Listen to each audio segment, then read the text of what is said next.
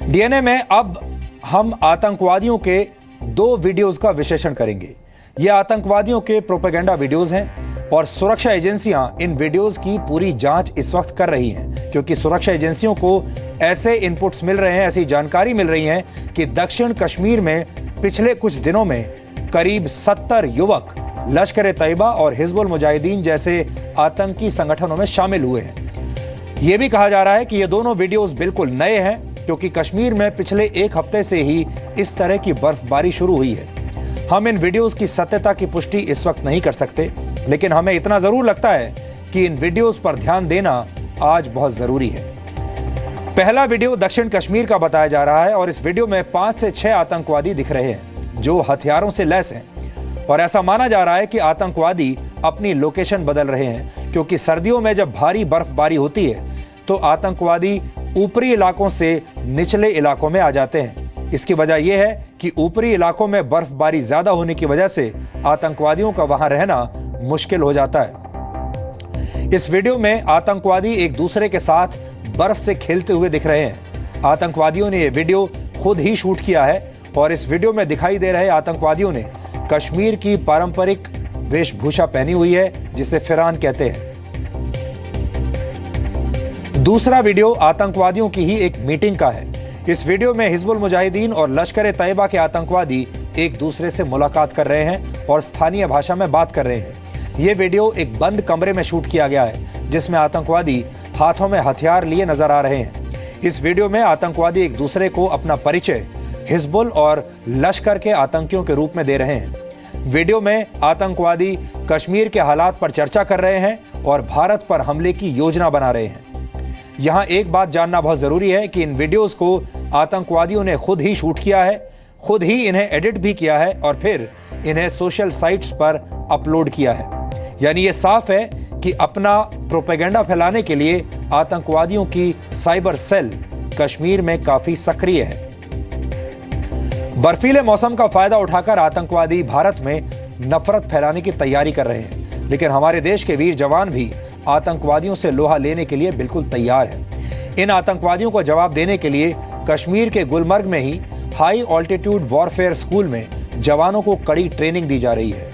यहां उन्हें बर्फ में छिपे आतंकवादियों से लड़ना सिखाया जा रहा है। जम्मू कश्मीर में मौजूद हमारी टीम ने इस ट्रेनिंग को समझने के लिए वहां जाकर ग्राउंड रिपोर्टिंग की है और आज आपको ध्यान से देखना चाहिए कि जब बर्फ में युद्ध लड़ा जाता है, इन आतंकवादियों के बीच और हमारे सैनिकों के बीच जब ऐसी बर्फ में युद्ध लड़ा जाएगा तो फिर क्या होगा। मेरे आपके आदेश पर एक कदम आगे लिया जाएगा। जिस भी जवान को शक होता है वह मुझे सूचित करेगा।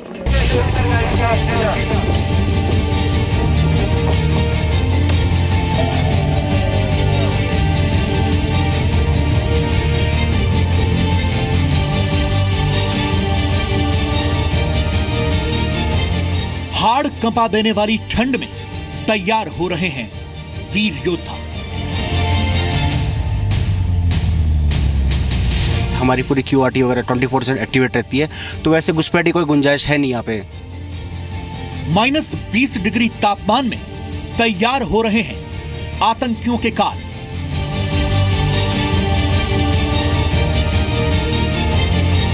हमारे पास की ट्रेनिंग है, तो हमारे पास एक एडवांटेज है कि हम उनसे आगे निकल सकते हैं और उनको हम बीट कर सकते हैं। बर्फ से खेलने वाले आतंकियों के लिए तैयार हैं हमारे जवान।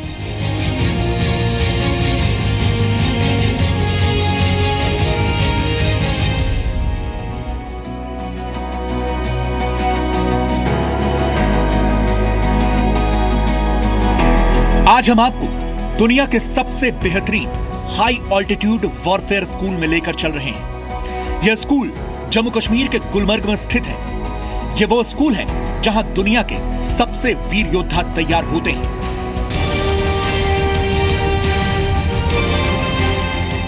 और इन्हें बर्फीली मौत से लड़ने की ट्रेनिंग दी जाती है।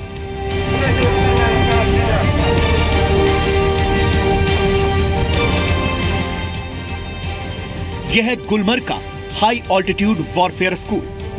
इस स्कूल में ट्रेनिंग पाने वाले सैनिक 20,000 फीट तक की ऊंचाई के बैटलफील्ड में दुश्मन से लोहा ले सकते हैं।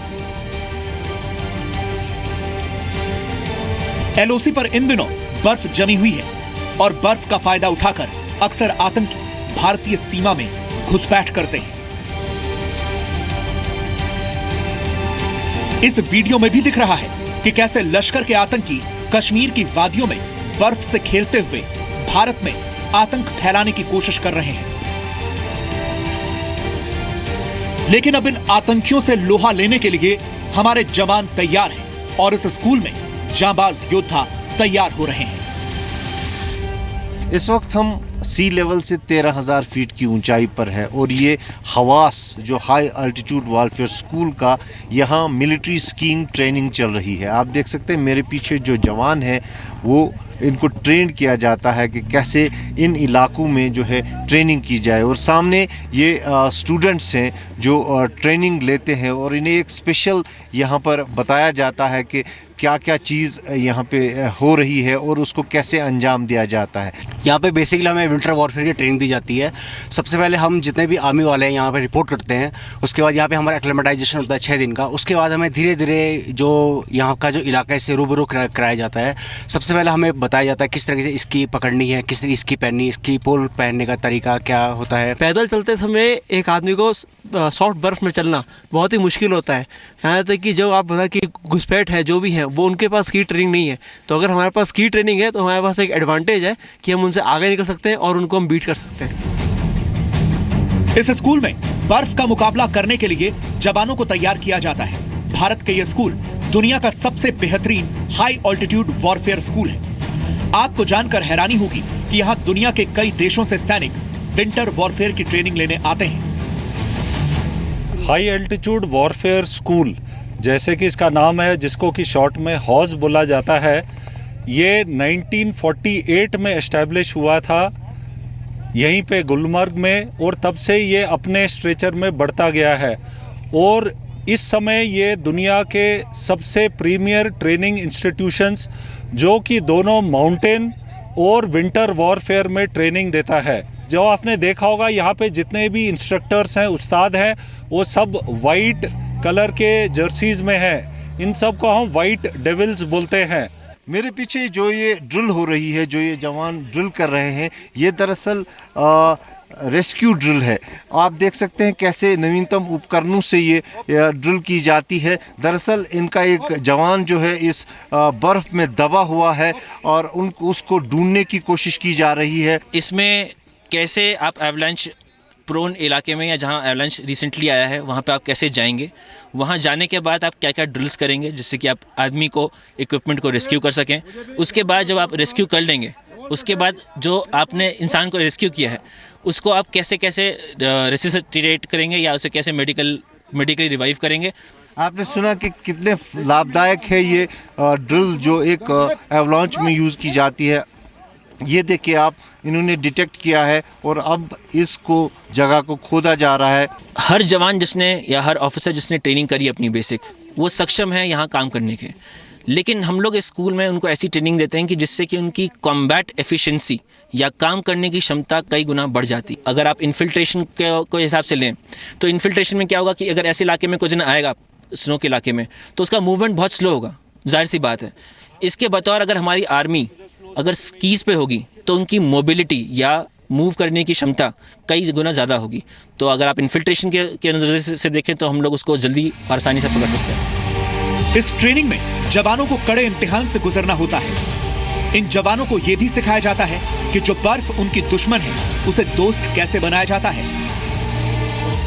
सी लेवल से करीबन 15,000 फीट की ऊंचाई पर इस वक्त जहां हम बैठे हैं उसे स्नो इग्लो कहते हैं। आप देख सकते हैं ये एक छोटा सा इग्लो है जो सेना ने स्नो से बनाया हुआ है। चारों तरफ से बर्फ ही बर्फ है और इसके बीच में ये जवान बैठे हुए हैं। और इसको हम इसमें 5 आदमी रह सकते हैं। अभी हमने इग्लो इस प्रकार से तैयार कर रखा है कि इसमें हम 5 आदमी रह सकते हैं और इससे बड़ा भी बना सकते हैं हम।